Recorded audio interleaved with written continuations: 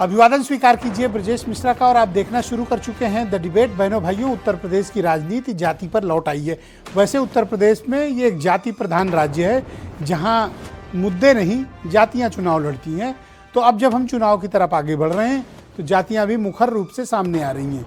आज समाजवादी पार्टी ने जनेश्वर मिश्रा की जयंती के अवसर पर ब्राह्मण समाज के एक बड़े सम्मेलन का आयोजन किया और समाजवादी पार्टी ने खुद को ब्राह्मणों का सबसे बड़ा खैरख्वाह बताया।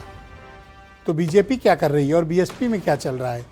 क्या वाकई में ब्राह्मणों की समाजवादी पार्टी से कोई नज़दीकी है, बीजेपी से कोई नाराज़गी है, इसका कोई राजनीतिक इम्पैक्ट है? आज सभी 360 एंगल पे ब्राह्मण समाज और उसकी राजनीति और उसकी राजनीतिक स्वीकार्यता पर खुली चर्चा को आयोजित करते हैं। तो बहनों भाइयों, आज समाजवादी पार्टी ने जनेश्वर मिश्रा जी की जयंती पर एक वृहद ब्राह्मण सम्मेलन का आयोजन किया।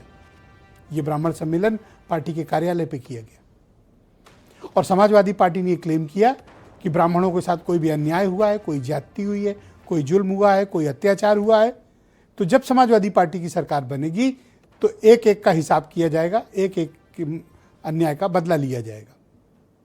समाजवादी पार्टी इन दिनों ब्राह्मणों को खुद के नज़दीक दिखाने की चेष्टा कर रही है और उनकी policies, programme, political thoughts, speeches, कार्यक्रम, इससे ऐसा प्रतीत होता है कि समाजवादी पार्टी इस वर्ग को बड़ी संख्या में लुभाकर अपनी तरफ आकर्षित करना चाहती है। परंपरागत रूप से ब्राह्मण समाज भारतीय जनता पार्टी के बड़े नज़दीक रहा है, लेकिन इनकी हिस्ट्री, इनका डीएनए कांग्रेस के साथ था। पहले ये कम्युनिटी पहले कांग्रेस के साथ ही थी। कांग्रेस के बाद जब मंडल कमंडल का दौर आया तब से ब्राह्मणों ने भारतीय जनता पार्टी को अपनी पार्टी बनाई और एक बड़ा हिस्सा, लॉयन शेयर से भी ज़्यादा बड़ा हिस्सा, हमेशा से भारतीय जनता पार्टी को जाता रहा है। लेकिन उत्तर प्रदेश में इस मिथक को तोड़ा 2007 में मायावती ने, जब ब्राह्मण और दलितों का एक राजनीतिक गठजोड़ हुआ, एक सामाजिक चेतना जगी और उत्तर प्रदेश में बहुमत वाली मायावती की सरकार आई। तब जाकर इसे एक बड़ी राजनीतिक चेतना, इसे एक सोशल रिवॉल्यूशन का नाम दिया गया था और मायावती को एशिया की लेडी ओबामा कहा गया था। तो 2009, 10, 12 तक तो ठीक चला, लेकिन 12 में फिर ब्राह्मण समाज ने बीएसपी का साथ छोड़ा और फिर परमानेंट शिफ्ट हो गए बीजेपी के साथ और लगातार ये कम्युनिटी वोट करती रही भारतीय जनता पार्टी को। लेकिन ये 2022 से 27 का जो एरा है और 17 से 22 तक का जो एरा था, उसमें भारतीय जनता पार्टी की उत्तर प्रदेश की सरकार पर ये आरोप लगते रहे हैं कि वो ब्राह्मणों के साथ उनका आचरण और व्यवहार ठीक नहीं है।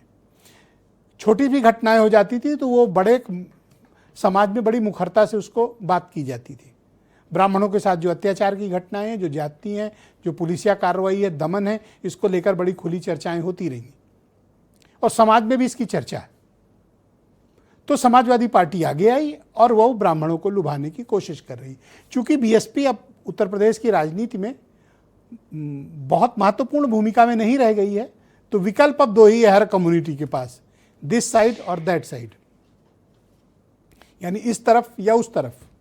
तो अब ब्राह्मण समाज के सामने समाजवादी पार्टी ने भी एक विकल्प प्रस्तुत किया है कि वहां तुम्हें परेशान किया गया, यहां हम तुम्हारा साथ देंगे,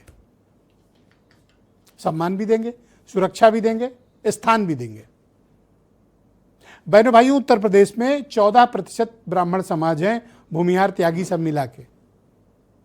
ये एक बहुत ही निर्णायक वोट है, ये कोई सामान्य वोट नहीं है, ये बड़ा वोकल वोट है जो चौराहों से लेकर ड्राइंग रूम तक और गांव खेड़ा से लेकर राजधानी तक, ये एक मुखर कम्युनिटी है जो अपनी बात कहना जानती है। वो अलग बात है कि इनकी राजनीतिक तोलमोल की संभावनाएं बड़ी क्षीण होती गई हैं। ब्राह्मण समाज अब कोई बहुत बड़ा फैक्टर नहीं रह गया उत्तर प्रदेश की राजनीति में। पहले इन्हीं का दबदबा होता था, लेकिन 90s से इनका दबदबा खत्म हुआ और अब ये समाज 14% होने के बाद भी हाशिए पर लग चुका है। अब इनका कोई पॉलिटिकल निगोशिएशन नहीं रह गया है, ये चाहे इधर आए चाहे उधर आए। अब इनकी बहुत कोई राजनीतिक ताकत नहीं रह गए हैं। ताकत क्यों नहीं? क्योंकि इनमें राजनीतिक तौर पर एकता नहीं है। शायद यही कारण है कि ये अपनी पॉलिटिकल रेलिवेंसी खो चुके हैं। लेकिन चूंकि 14% का वोट शेयर है, वोकल कम्युनिटी है, बोलती बहुत है, लिखती पढ़ती भी बहुत है, समाज में इनका एक राजनीतिक और सामाजिक प्रभाव भी है, तो हर पॉलिटिकल पार्टी को लगता है कि इनको थोड़ा सा अपने साथ मिलाकर रखो। ये समर्थन नहीं करेंगे तो कम से कम बूथ पर विरोध नहीं करेंगे, चौराहों पर आपके बारे में निंदा प्रस्ताव नहीं रखेंगे या आपके बारे में कुछ कहेंगे नहीं। लेकिन अब 2022-24 के बाद से उत्तर प्रदेश के राजनीतिक माहौल में एक बदलाव आया है।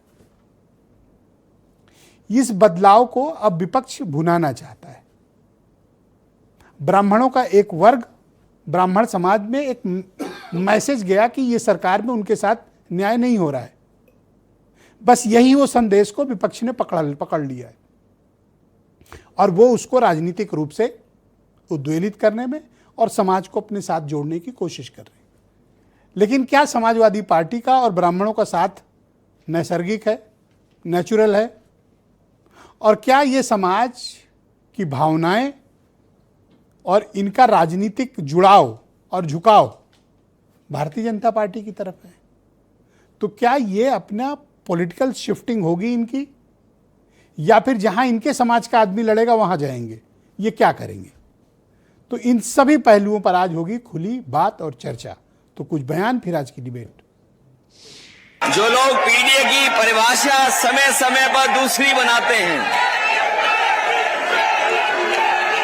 वो जान लें कि पीडीए में पीडी जो है वो पंडित का शॉर्ट फॉर्म है, और जितनी पीड़ा दोगे, पीड़ा बढ़ाओगे, उतना ही पीडी और मजबूत दिखाई देगा। समाजवादी पार्टी की कथनी करनी में हमेशा अंतर रहा है।